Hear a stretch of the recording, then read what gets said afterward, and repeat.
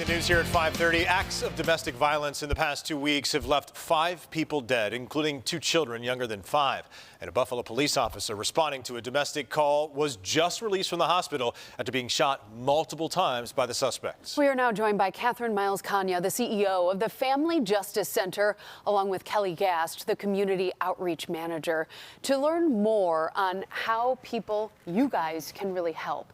I want to start with what you just told us in the commercial break.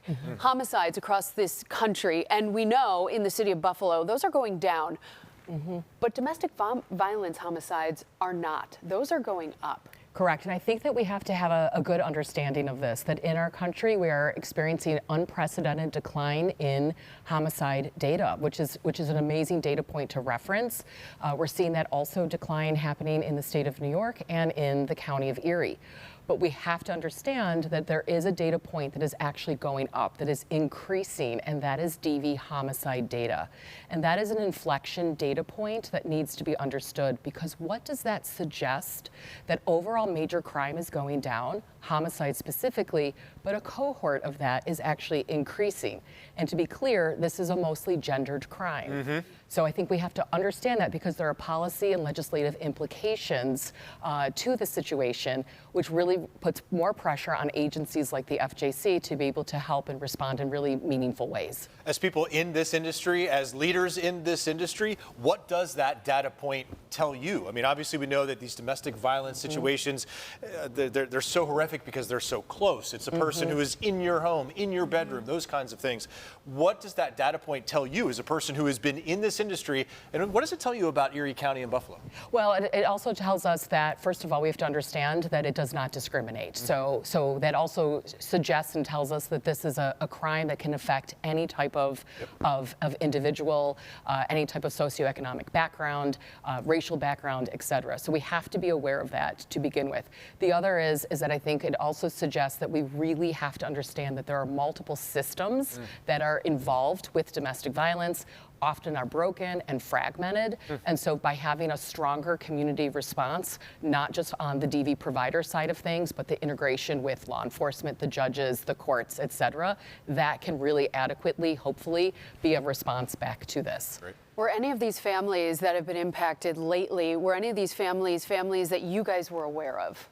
So we can't really comment on those types of situations, but again, I would just offer to you and the community that this can affect any family.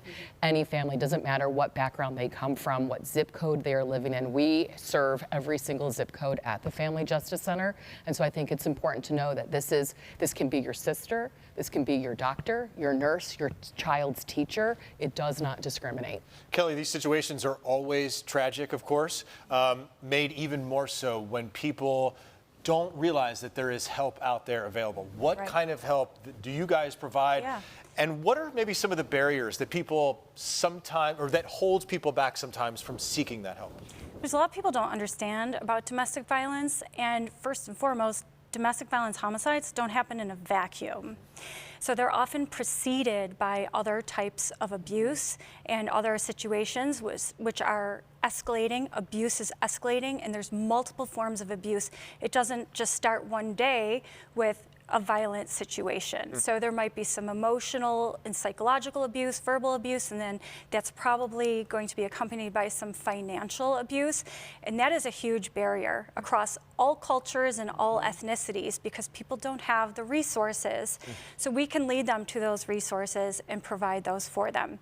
Our advocates are amazing women, and we've many survivors on our staff, so we can relate to what people are going through truly, and we can provide safety planning, court accompaniment. We're the only domestic violence agency in New York State that has a forensic medical unit. That is particularly important for any felony level cases or people that have been physically or sexually assaulted, that they can get the proper care and then proper evidence and things that will help them in their case in the long run. But we also have a lot of support services as well, including our Totes of Love program. We have a Hope Shop on site where people can shop for free for themselves and their children, because it's also really important to meet people where they're at and to support their overall well-being, because these are people who are completely overwhelmed. If you tell them to pack their bags and go today, that's bad advice. Yeah. Yeah. Awful. What I love is it starts at the very beginning, and then obviously you continue through that person's trajectory of, you know, potentially their life. But at the very beginning, if somebody really isn't even sure that they're being abused or they're in a domestic violence situation, you know, somebody could hear us saying these things and say, maybe that's me, or maybe that's my sister who's going through that. They can call you and you can go through, you know, questions with them and kind of help them go through that process. Explain that. Yeah, so our staff is there not only to support survivors, but to support our community as well. So if you're an employer and you have a concern about someone on your staff, you can call us. We can help with your policy and procedures that could be put in place. But same goes for medical doctors, for best friends, for aunts and uncles and pastors, anybody who's concerned about a friend or a loved one. We can help have that conversation, because it's very important to speak to someone from a trauma-informed perspective and not to just offer any random advice. It might be well-intentioned, but it's advice that you could actually put somebody in further jeopardy. Let me ask one more, if I could, Kelly. I'm kind of curious. There's so much coverage of all of this that is going to happen, not only yesterday, today, the rest of the week. This is going to go on. When the discussion about domestic violence is going to be a part of that coverage, does that do anything? Do you guys notice any uptick or any uptick of people reaching out and thinking, oh my goodness, this does sound like me, or top of mind? In other words, it's now becoming part of the conversation. Do you guys notice any changes when extreme cases like this? Yeah. So people will start calling us. And so I think when we have broadcasts like this, or when we're in the community, and Kelly is very much in the community as our community outreach manager, so she does a lot of public presentations, as do I, we will absolutely get some sort of a community response for somebody to give us a call.